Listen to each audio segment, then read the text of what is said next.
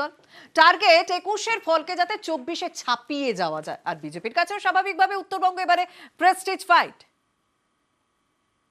चाय बागान में काम करने वाले सभी परिवारजनों को भी इस चाय वाले का प्रणाम। এসেই বলবে কুচবিহার রাজার জয়, পঞ্চানন বর্মার জয়, দণ্ডবতে কত কথা বলবে। আসলে সবটাই দেখে দেখে বলে, কিন্তু বলতে পারে না। 19-এর লোকসভা ভোট থেকে উত্তরবঙ্গে পদ্মের দাপট। 21-এর বিধানসভা ভোটে তৃণমূল অনেকটা জমি পুনরুদ্ধার করলেও এগিয়ে ছিল বিজেপি। এবার লোকসভা ভোট, এই ভোটে উত্তর থেকে পদ্মকে সাফ করতে তৃণমূল মরিয়া। উত্তরে তাই তাদের বিশেষ নজর।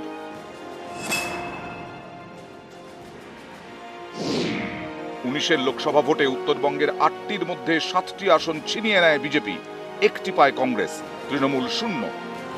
21-এর সবুজ সুনামির মধ্যে উত্তরে তৃণমূলের থেকে ভালো ফল করে বিজেপি।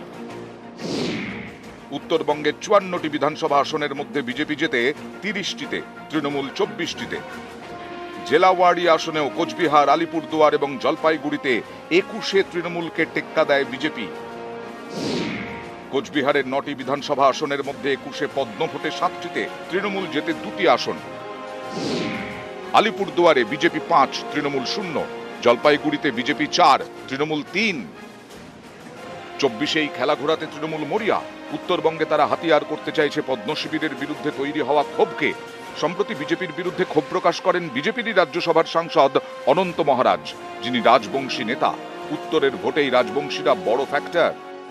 শাসক দল তাদের বক্তব্য যে বিজেপি যে প্রতিশ্রুতি দিয়েছিল রাজবংশীদের নিয়ে, বিভিন্ন উন্নয়নের নিয়ে, সেই সমস্ত প্রতিশ্রুতি তারা একটাও পূরণ করেনি। এটা তো সত্য কথা, এটা তো সত্য কথা।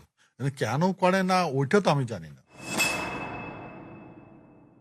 আমাদের কেন্দ্রীয় শাসিত রাজ্য ডিমান্ড নয়, কেন্দ্রীয় শাসিত রাজ্য গঠন করার জন্য গভর্নমেন্টের কমিটমেন্ট। আমরা স্টেট চেয়েছি, ওটা সেই বলছে এখন সংবিধানে ফার্স্ট শিডিউলে নেই, এটা স্টেট গভর্নমেন্ট করবে, সেন্ট্রাল করতে হবে।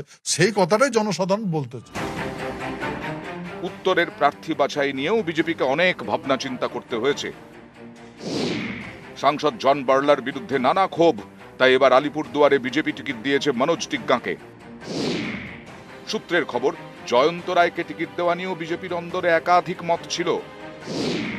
দার্জিলিংয়ে হর্ষবর্ধন শ্রীংলার নাম নিয়ে জোর জল্পনা তৈরি হলেও শেষ পর্যন্ত রাজু বিস্তাকে প্রার্থী করেছে বিজেপি। এই পরিস্থিতিতে 21-এর চেয়ে 24-এ আরো ভালো ফল করার লক্ষ্যে ময়দানে রাজ্যের শাসক দল। উত্তরে পর পর সভা করছেন তৃণমূল নেত্রী। এপ্রিলে ইতিমধ্যে উত্তরবঙ্গে 8টি সভা করে ফেলেছেন মমতা, আরো 8টি করবেন। এছাড়া 2টি রোড শো করার কথা। প্রচারে ঝড় তুলতে অভিষেকও পৌঁছে গেছেন উত্তরবঙ্গে। এমন ভাবে বোতাম টিপবেন যেন দিল্লিতে বসে থাকা বাংলার অত্যাচারীদের পায়ের তলার মাটি সরে যায়। আমার কাছে দক্ষিণ কলকাতা যা, আমার কাছে জলপাইগুড়িও তাই।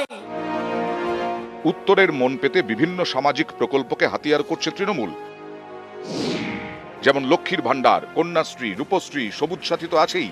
এছাড়া চা সুন্দরী, চা শ্রমিকদের জন্য ঘর, বন্ধ চা বাগান অধিগ্রহণ, উত্তরবঙ্গের বিভিন্ন জায়গায় জমির পাট্টা দেওয়া। পাল্টা বিজেপিও বসে নেই, তাদের কাছে উত্তরবঙ্গ মানে প্রেস্টিজ ফাইট। ময়দানে খোদ নরেন্দ্র মোদী। মার্চ থেকে ধরলে ইতিমধ্যে উত্তরবঙ্গে 3টি সভা করে ফেলেছেন। 16 এপ্রিল রায়গঞ্জ এবং বালুরঘাটে সভা করবেন প্রধানমন্ত্রী। বৃহস্পতিবার অমিত শাহ সভা করে গেছেন বালুরঘাটে। এছাড়া উত্তরবঙ্গে বিজেপির প্রচারে আসার কথা উত্তরপ্রদেশের মুখ্যমন্ত্রী যোগী আদিত্যনাথের। নিউজ 18 বাংলা। আর দিনহাটা সভা থেকে ফের নিশীথ প্রামাণিককে নিশানা করলেন মমতা বন্দ্যোপাধ্যায়। কেন্দ্রীয় প্রতিমন্ত্রীর বিরুদ্ধে তিনি শীতলকুচি ষড়যন্ত্রের অভিযোগও করেছেন। শীতলকুচিতে পুলিশকে দিয়ে গুলি চালিয়ে, বিএসএফ কে দিয়ে ভোটের লাইনে 5 জনকে হত্যা করেছিল। গরু পাচার, ডাক পাচার, মানি লন্ডারিং, তার বিরুদ্ধে নাকি কোনো কেস নেই। কারণ থাকবে কি করে? তিনি যে কোচি হোম মিনিস্টার, কোচি কাঁচা হোম মিনিস্টার।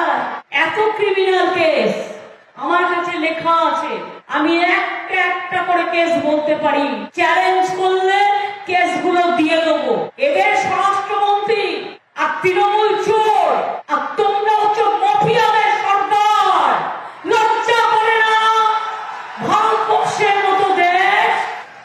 বাগচি একজন গুন্ডা। অভিষেক বন্দ্যোপাধ্যায় তিনিও তো এখনো উত্তরবঙ্গে রয়েছেন, আর আমরা তো দেখালামই যে বার্নিশ এলাকায় তিনি গিয়েছিলেন, সেখানে দুর্গতদের সঙ্গে কথা বলেন।